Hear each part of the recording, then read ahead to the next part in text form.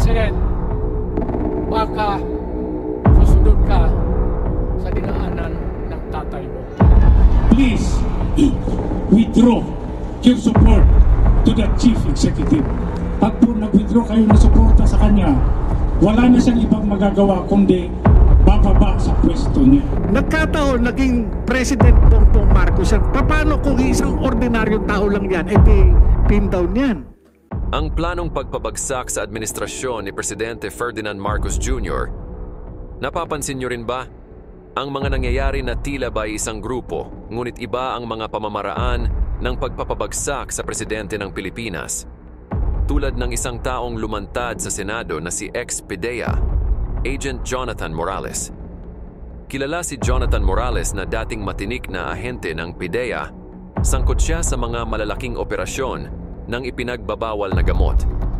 Noong 2017, naging usap-usapan si Morales matapos ang pagkakapatay ng isang Koreanong negosyante na si Ji Ik-ju sa loob mismo ng PIDEA headquarters sa Pampanga. Ang insidente ay nagdulot ng malawakang kritisismo sa ahensya at sa gobyerno. Si Morales ay isa sa mga testigo sa investigasyon tungkol sa pagpatay kay Ji, at siya rin ay naging kritiko ng mga kapwa niya opisyal sa PIDEA. Binanggit niya ang mga alegasyon ng korupsyon at iba pang katiwalian sa loob ng ahensya. Bukod sa isang matinik na ahente ng PIDEA, si Jonathan Morales ay nagkaroon din ng mga kontrobersyal na alegasyon laban sa kanya. Isa sa mga ito ay ang pagkakasangkot niya sa ilang mga kaso ng pagmamaniobra ng droga.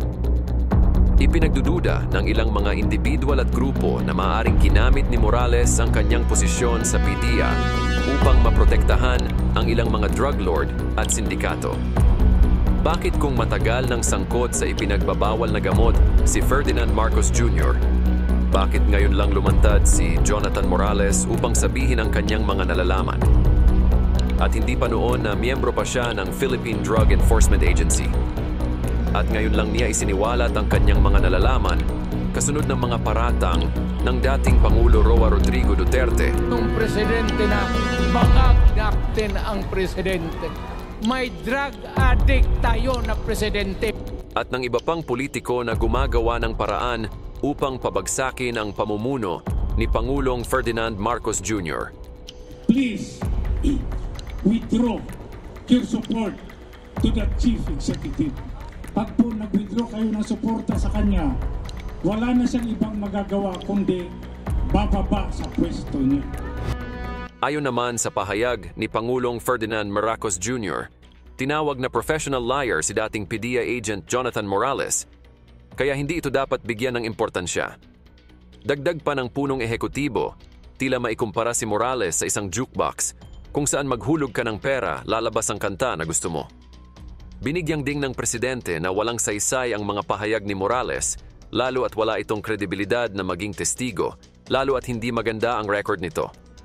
Ayon sa presidente, mayroong kaso si Morales na false testimony, kaya wala itong credibility at kung sino-sinong mga individual na ang kaniyang isinasangkot. Giit ng Pangulong Marcos tila ginagawa na ni Morales na hanap buhay, kaya may tuturing siyang professional liar.